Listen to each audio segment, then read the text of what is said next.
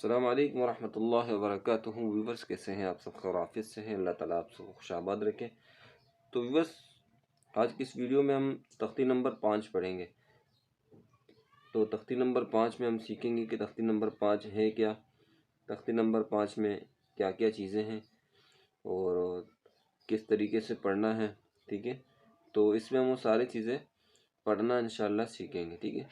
تو آپ ہمارے ساتھ رہیے، ویڈیو کو پورا واچ کیجیے، چینل کو سبسکرائب کیجیے۔ تو انشاءاللہ ابھی ہم سبق کو شروع کرتے ہیں، غور سے پڑھیے گا، ٹھیک ہے۔ بسم اللہ الرحمن الرحیم۔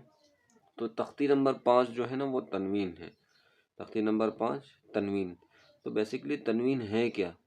تو تنوین کہتے ہیں 2 زبر 2 زیر اور 2 پیش کو، ٹھیک ہے۔ جہاں کہیں بھی 2 زبر اور 2 زیر 2 پیش ہوں، آپ سمجھ جائیے کہ یہ تنوین ہے، ٹھیک ہے۔ 2 زبر 2 زیر 2 پیش کو تنوین کہتے ہیں۔ اب یہ 2 زبر 2 زیر 2 پیش چاہے قرآن میں ہو، اما پارہ میں ہو، قاعدہ میں ہو، کہیں پر بھی یہ آپ کو ملے تو ان کا نام تنوین ہے، ٹھیک ہے۔ ان کو تنوین کہتے ہیں، ٹھیک ہے۔ اس بات کو اب ذہن نشین کیجئے کہ 2 زبر 2 زیر 2 پیش کا نام تنوین ہے، ان کو تنوین کہتے ہیں، ٹھیک ہے۔ یہ پہلی بات ہو گئی۔ تو تنوین میں غنہ ہوتا ہے بیسیکلی۔ تو غنہ کس چیز کا نام ہے؟ غنہ ناک میں آواز چھپانے کو کہتے ہیں۔ جیسے میم 2 زبر من، یہ دیکھیں ناک میں آپ نے آواز چھپائی نا، من، اس طرح۔ تو یہ غنہ ناک میں آواز چھپانے کا نام ہے، ٹھیک ہے۔ تو اس تنوین جہاں تنوین ہوتا ہے وہاں غنہ ہوتا ہے، ٹھیک ہے۔ اور کہاں غنہ کرنا ہے کہاں نہیں کرنا، یہ انشاءاللہ آپ آگے کی سبق میں ہم پڑھیں گے۔ جیسے ہم آگے سبق پڑھتے جائیں گے تو انشاءاللہ آپ کو سارے قاعدے، سارے چیزیں جو ہے نا آپ کو پڑھنے آ جائیں گے کہ کہاں پر تنوین ہوتا ہے، کہاں نہیں ہوتا، اور تنوین کتنے جگہوں پر ہوتا ہے۔ یہ ساری چیزوں کو ہم انشاءاللہ پڑھنا آگے سیکھیں گے۔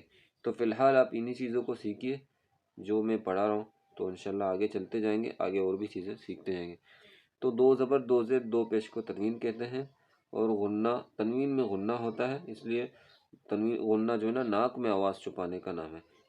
اور یہاں پر آپ دیکھیں جہاں بھی پڑھ رہے ہیں آپ، زبر کی تنوین ہے، زبر کی تنوین کہتے ہیں 2 زبر کو، یعنی 2 زبر جہاں بھی ہیں، دیکھیں یہاں بھی ہے، یہاں بھی ہے، یہاں بھی ہے، یہاں بھی ہے، یہاں بھی ہے، یعنی 2 زبر کو زبر کی تنوین کہتے ہیں۔ زبر کی تنوین میں جہاں بھی الف ہے، دیکھیں یہ زبر کی تنوین ہے اور یہاں پر الف آ گیا، جہاں بھی زبر کی تنوین میں الف آئے یا آئے، یہ دیکھیں یا ہے یہاں پر، اگر ان کے ساتھ کچھ بھی نہیں ہے، دیکھیں یا کے اوپر کچھ بھی نہیں، یا خالی ہے، جہاں زبر کی تنوین میں الف آئے یا آئے، اگر وہ خالی ہو تو وہاں پر آپ نے الف اور یا کا نام نہیں لینا، نہیں پڑھنا۔ دیکھیں مثال کے طور پر اب یہاں پر یا ہے، آپ اس کو آپ یوں نہیں پڑھیں گے ذال یا دو زبر دیں یا ذال یا دو زیر دیں، اس طرح آپ نہیں پڑھیں گے۔ زبر کی تنوین میں ذال یا دو زبر دیں اس طرح نہیں پڑھیں گے، کیونکہ یا خالی ہے، ٹھیک ہے۔ تو زبر کی تنوین میں الف اور یا کا نام نہ لیا جائے، خاص طور پر اس تختی میں، ٹھیک ہے۔ تو اس کو پڑھتے کیسے؟ اس کو پڑھنے کا طریقہ میں آپ کو سکھا دیتا ہوں۔